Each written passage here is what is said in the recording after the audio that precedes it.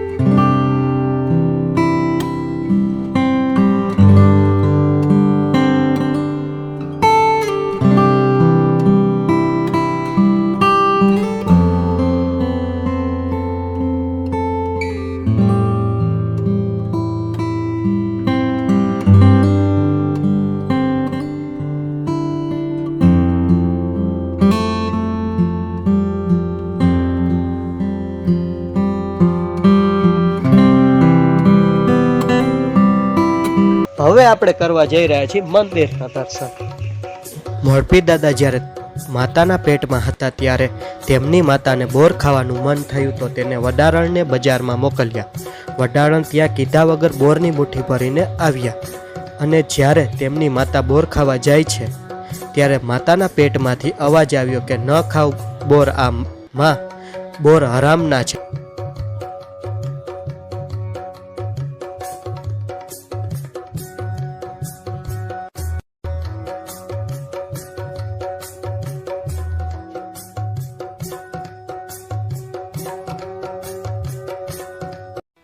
તો આજે આપણે જામનગર જિલ્લાના મોડા ગામ આવેલ છે, ત્યાં મોરપીર દાદાનું મંદિર આવેલ છે।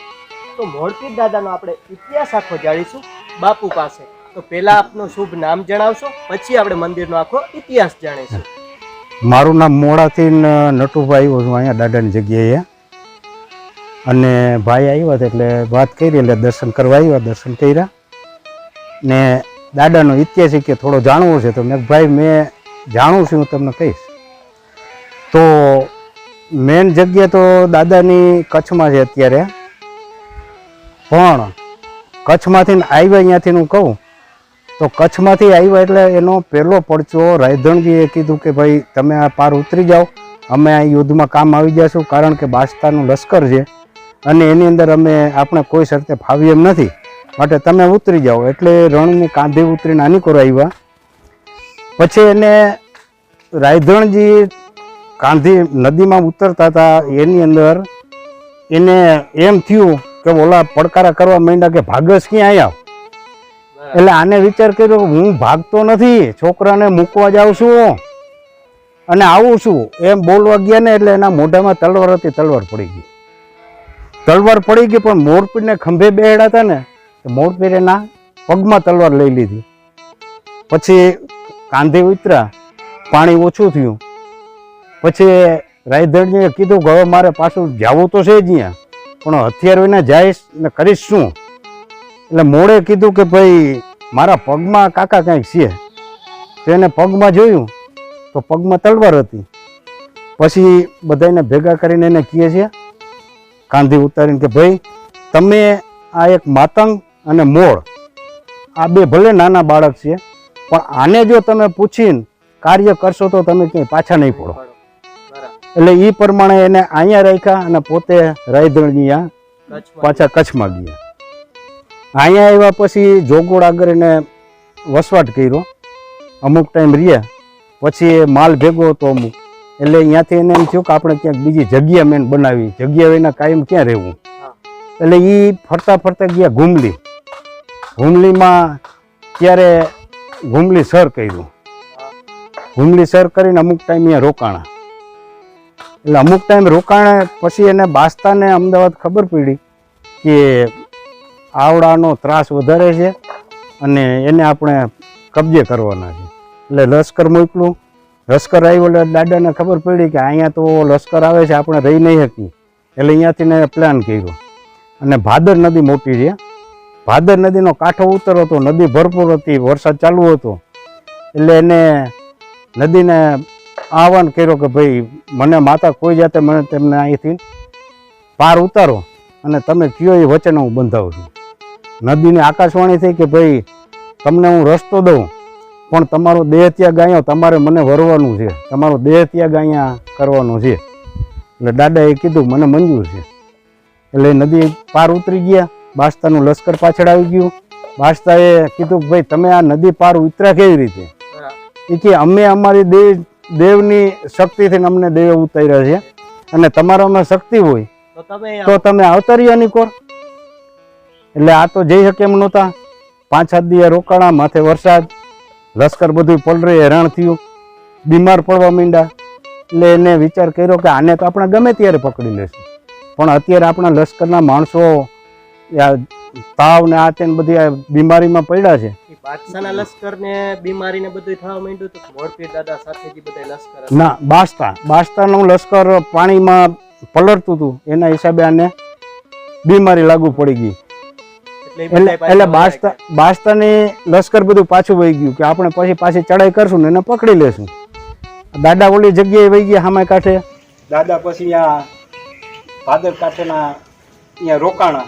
અહીંયા જગ્યા છે અત્યારે હાલમાં મેઇન જગ્યા અહીંયા છે. નામ જણાવશો? વાણાસરા કરીને ગામ છે. વાણાસરા કરીને ગામ છે ત્યાં. હા, અને એની બાજુમાં ગામથી બહાર છે, નદીના કાંઠામાં છે. અહીંયા મેઇન જગ્યા એની અહીંયા. ત્યાર પછીની આ જગ્યા બીજા નંબરની. બીજા નંબરની જગ્યા કઈ તો આપણે બીજા નંબરની જગ્યા મોરપીરની, મોડ જાડેજાની અમારું પહેલા વર્ષો પહેલા અહીંયા ગામ વસેલું. ત્યાર પછી 2 ઠેકાણે વસતા અત્યારે જે અમારું મૂળ સ્થળ છે અહીંયા ટાણે છે. અમારું મેન આ પાત્ર. પછી દાદાએ એના હયાતના પડચા છે એની હું જરાક 2 વાત કરું તો એ લશ્કરમાં દાદાનું જે પરિવાર બધો હતો, પરિવાર જ કહેવાય ને, પરિવાર હતો. એ પરિવારમાં એક વાણંદના બાઈ હતા, 2 માણસ. એટલે એની મોટી ઉંમર થઈ ગઈ, સંતાન કાંઈ નહોતું. એટલે વાંજ કહીને બધે બોલાવતા, અને આને કંઈ ખોટું લાગતું નહીં, કારણ કે મારે સંતાન નથી એટલે મને વાંચ કહે છે, કાંઈ વાંધો નહીં. એમાં મોરપીરના કાકા રાયધણજી દાદા, એ રાયધણજીને એવો વિચાર થયો કે આ બધા મોરને પૂછીને કામ કરે છે, મેન મોરને મોટા કરે છે, હવે મોરને ગમે એમ કરીને આપણે પાછા વાળવા. તો કુટુંબમાં લગભગ આજની પણ વર્ષોથી નવું હાલે છે.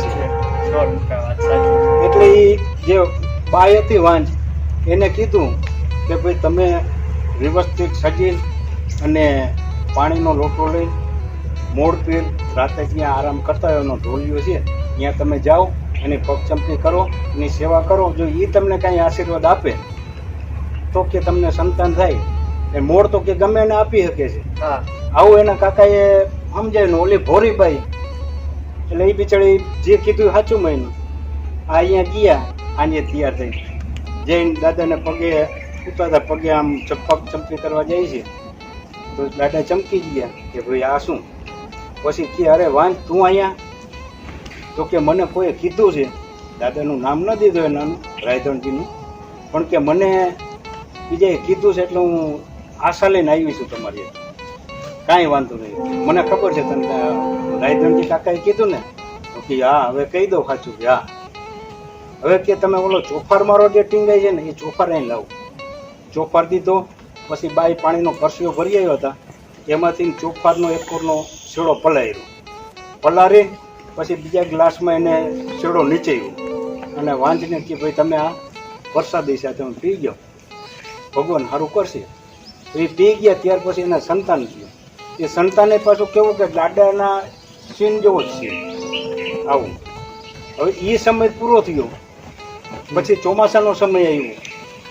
ચોમાસાનો સમય આવ્યો, એમાં વરસાદનું વાતાવરણ, શ્રાવણ આઠમના તહેવાર, અને દરબારોમાં આપણે ખબર જ છે કે ઢોલ નગારા વાગતા હોય ને બાયું દીકરીઓ ગરબા ગાતા હોય, તો એવી રીતે ગરબા ગાતા હતા. અને બાયુએ કચ્છનો ગરબો ઉપાડ્યો. એટલે મોરપીરને એને બધાને રાયધણીને વિચાર થયો કે આપણી બાયુ દીકરીઓને આપણો કચ્છનો સાંભળ્યો છે તો આપણે એના કચ્છમાં જવું જોઈએ. એટલે ત્યાર પછી કચ્છમાં જઈએ છીએ. કચ્છમાં અમુક ટાઈમ રોકાય છે. કચ્છમાંથી પછી મોરપીરને જ્યારે વચન આપ્યું હતું ભાદરને, એટલે એનો દેહ ત્યાગ કરવાનો સમય આવ્યો. એટલે એને કીધું ભાઈ મારે હવે ભાદર સાથે જ આવવું છે, અને તમારે કોઈને આવવું હોય તો ભલે, ના આવવું હોય તો હવે હું જાઉં છું. એટલે અમુક દરબારના જણ અમુક હિન્દુ વાઘેર હતા એ બધે ગયા ભેગા. પછી એનો દેહ ત્યાગનો છેલ્લો દિવસ હતો. સવારમાં નાહી ધોઈને કમ્પ્લીટ બેઠા હતા સમાધિ લગાવી. એને કીધું કે મારો દેહ ત્યાગ થાય ત્યારે તમે સમાધિ આપજો, અગ્નિ સંસ્કાર કરતા દઈ, કારણ કે હું પીર છું. પીર શું કામ કહેવાય છે એ તમે જણાવજો. હાજી હા, એટલે હમણાં એ વાત આવશે. પીર, હું પીર છું અને પેઢી પેઢી અવતાર લઈશ. ત્યાર પછી એને સમાધિ દીધા પછી અંદરો અંદર વાદ વિવાદ થયો. જે હિન્દુ વાગીર હતા, બીજા ભાઈઓ હતા, કે ભાઈ આનો આપણે ખુલાસો કરવો પડે. ઓલા હિન્દુ વાગીર હતા એને કીધું કે પીર ત્યાગ, કે પીર અમારામાં થાય અને અમે દેહ ત્યાગ ઓલા સમાધિ ન દઈ, ઓલા સમાધિ દઈ. મોટ પીર તમે અમારા પીર થયા એટલે સમાધિ દીધી એટલે અમારા પીર. એટલે એને કે નહીં, ખોલીને આપણે એને જવાબ મારી.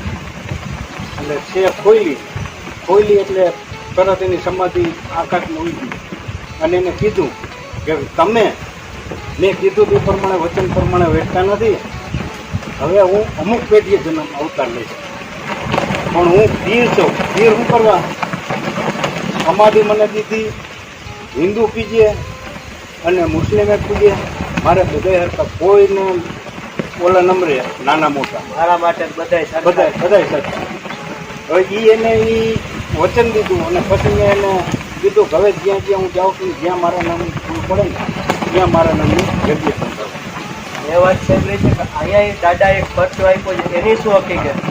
અહીંયા દાદાએ જે પડતો આપ્યો છે એ આ બોલું ટૂંકમાં પતાવી. અહીંયા જે દાદાએ પડતો આપ્યો છે ને, રબારી ભડવાર કહે આપણે. હા હા, એ ભડવાર અહીંયા દર્શને આવતા અને નબળા માણસો.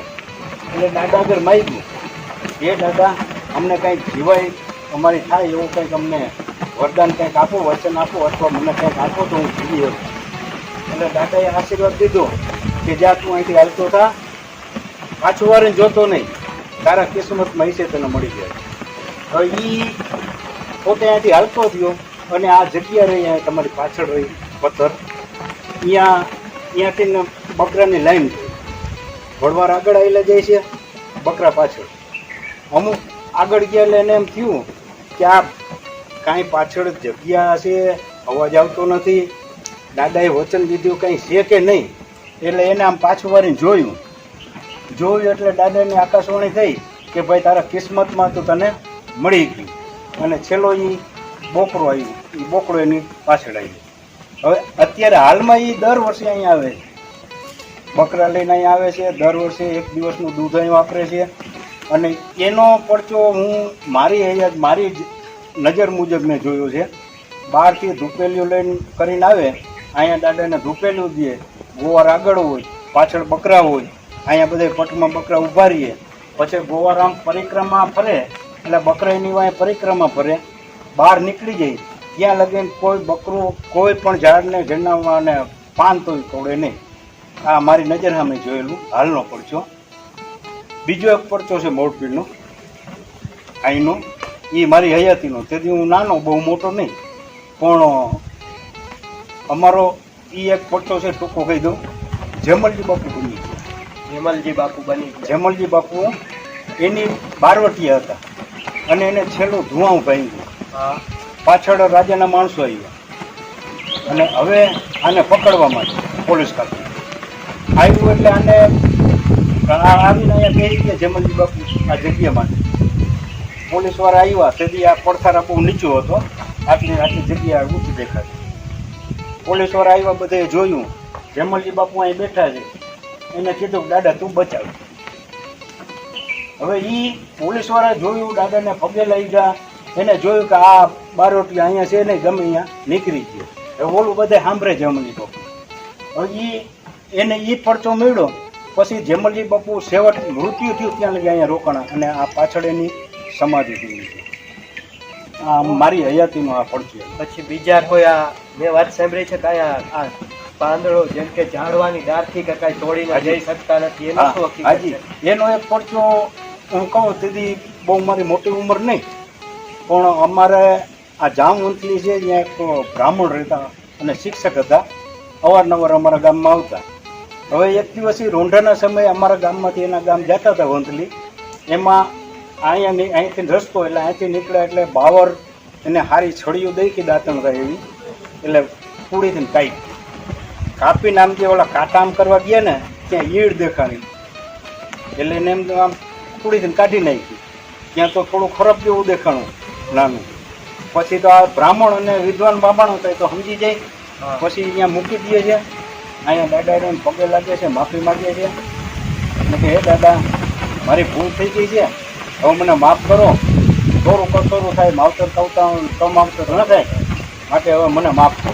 હું તમને અહીંયા નારિયેળ વધેરી છે મારી ભૂલની. એ આ એનો એ ભૂલ.